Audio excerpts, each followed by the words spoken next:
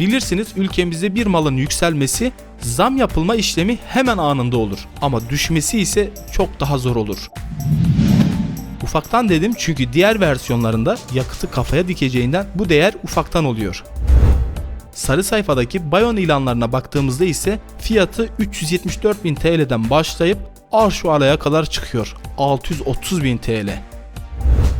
Asıl güncellemelerin Ocak ayında olacağını düşünüyorum. Tabi döviz stabil olmaya ve bu seviyelerde kalmaya devam ederse.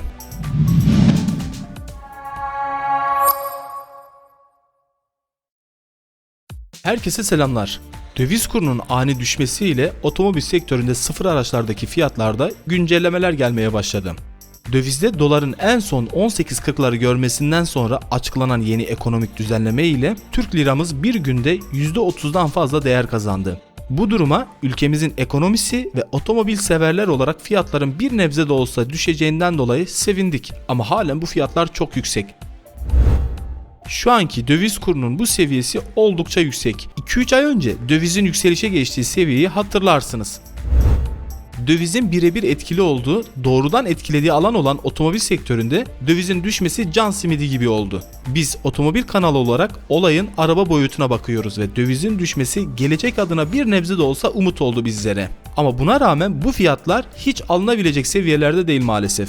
Bilirsiniz ülkemizde bir malın yükselmesi, zam yapılma işlemi hemen anında olur ama düşmesi ise çok daha zor olur. Bir de ufaktan bir düşüş yaparlar ama fiyatlar kısa süre sonra o dövizin zirve yaptığı yerdeki fiyatına yine çıkar maalesef. Her dönem böyle olmuştur. Her neyse döviz kurunun düşmesinden sonra otomobil markaları fiyatlarını güncellediler. Asıl güncellemelerin Ocak ayında olacağını düşünüyorum. Tabi döviz stabil olmaya ve bu seviyelerde kalmaya devam ederse. Bugün bakacağımız model Hyundai markasından Bayon aracı.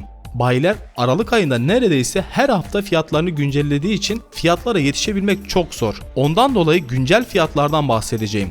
Hyundai markası fiyatlarını 21 Aralık günü güncellediler. Bayon, Hyundai markasının Kona'dan sonraki B SUV temsilcisi. Fiyat olarak da Kona'nın altına konumlandırılmış olan Bayon i20 ile aynı platformu kullanıyor. Bayon'un fiyat olarak giriş versiyonuna baktığımızda 1.4 litrelik 4 silindirli içten yanmalı MPI motor 100 beygir güç, 134 Nm tork değerleri sunuyor. Bayon'un eksikliklerinden biri olarak değerlendirdiğim yakıt tüketimine geçtiğimizde giriş versiyonu olan benzinli 6 ileri manuel şanzımanı ile fabrika verilerine göre şehir içi yakıt tüketimi 8.5 litre iken şehir dışı yakıt kullanımı 6.5 litre ile yakıtı içeceğinin haberini ufaktan bizlere veriyor. Ufaktan dedim çünkü diğer versiyonlarında yakıtı kafaya dikeceğinden bu değer ufaktan oluyor.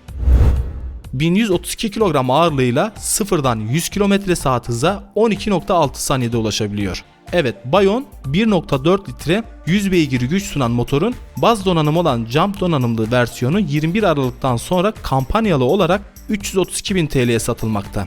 Ekim ayında 204.000 TL'den satılırken dövizin yükselmesinin etkisi 128.000 TL oldu. Peki ülkemizde ilk satışa çıktığı ay olan Haziran ayında ne kadardı diye baktığımızda fiyatı 202.000 TL olduğunu görmekteyiz. Haziran ayından bu yana 130.000 TL artmış oldu. Bayon'un bir SUV olarak değerlendirdiğimizde fiyat olarak rakiplerinden daha iyi bir seviyede olduğunu söyleyebiliriz. Yani manuel Dacia Sandero Stepway'in şu anki güncel fiyatı 338.000 TL. Ben ikisi arasında bir tercih yapacak olsam Bayon'u hiç affetmem yani. Sarı sayfadaki Bayon ilanlarına baktığımızda ise 410 Bayon ilanının arasında bu anlattığım 1.4 MPI motor Jump donanım olan Bayon 21 adet satılmakta ve fiyatı 320.000 TL'den başlıyor. Allah ne verdiyse uçuyor ondan sonra. Diğer Bayon versiyonlarına geçtiğimizde Bayon'un şu an satılan paketler arasında orta paket diye nitelendirebileceğimiz stil donanıma sahip Bayon yine az önce bahsettiğimiz 1.4 litre 100 beygirlik MPI motoru üzerinde bulunduruyor ama otomatik şanzıman olduğu için teknik verileri biraz değişiyor. Bundan bahsedeyim. Öncelikle benzinli ve 6 ileri otomatik şanzımanı ile fabrika verilerine göre şehir içi yakıt tüketimi manuel şanzımana göre biraz daha fazla. Manuel şanzıman bile yüksek geliyorken bu değerler gerçekten çok kötü. Ama bu motor ile ancak bu kadar işte. Her neyse, şehir içi yakıt tüketimi manuel şanzımanında 8.5 litre iken otomatik olanında 9.4 litre şehir içi yakıt tüketimine sahip. Şehir dışında ise 6.6 litre yakıt değerleri sunuyor. 1162 kilogram ağırlığıyla sıfırdan 100 km/saat hıza 13.7 saniyede ulaşabiliyor. Manuelde bu değer 12.6 saniyeydi. Olsun, fiyatı iyi. Boş verin hızlanmayı siz. Ayaklarımızı yerden kesiyor, yeter bize. 1.4 litrelik MPI motor 6 ileri otomatik şanzımanlı stil donanımlı versiyonunun Aralık ayındaki kampanyalı satış fiyatı 393.400 TL. Ekim ayındaki fiyatının 166.000 TL üstüne satılıyor. Çünkü Ekim ayındaki liste satış fiyatı 228.000 TL idi. Ülkemizde ilk satışa çıktığı ay olan Haziran ayındaki fiyatına baktığımızda 223.400 TL'den satılmış. 6 aylık süreçten sonra Haziran ayındaki Bayon 170.000 TL zamlanmış oldu. Ne güzel rakamlar ya. Fazla değil, 2-3 ay önce 170.000 TL'ye 0i20 alabiliyorduk. Bir de sarı sitedeki ilanlara bakalım. Orada durumlar nasıl? Toplamda 410 Bayon ilanı bulunuyor ve %50'sinden fazlasını bu 1.4 MPI motora sahip stil donanımlı Bayon oluşturuyor. Tam olarak 270 adet Bayon satışta. Fiyatı 374.000 TL'den başlayıp arş alaya kadar çıkıyor. 630.000 TL. Ya el insaf, neymiş, simli kırmızı rengi var. Yani simli kırmızı renk var diye 630.000 TL yazmış bu arkadaş. Satmayacak ya, öylesine atmış ilana. Aynı motorun üzerinde bulunduğu en üst paket diye nitelendirebileceğimiz elit donanımlı Bayon'un Aralık ayındaki kampanyalı satış fiyatı 404.000 TL oldu. Ekim ayındaki liste satış fiyatı 240.000 TL idi. Tamı tamına 164.000 TL gelmiş oldu. Haziran ayındaki fiyatına baktığımızda 282.000 TL'den satıldığını görüyoruz. Haziran ayında 1.4 otomatik elit donanımlı Bayon %80'lik vergi dilimindeydi. Ondan dolayı 282.000 TL'den satılıyordu. Devletimizin Ağustos ayında yapmış olduğu ÖTV matrah değerlerinin güncellenmesiyle bu araç %80'lik vergi diliminden %50'lik vergi dilimine düştü ve Ağustos ayında 235.000 TL'den satıldı. Ağustos ayını baz aldığımızda Ağustos ayından şu döneme kadar fiyatı 169.000 TL artmış oldu.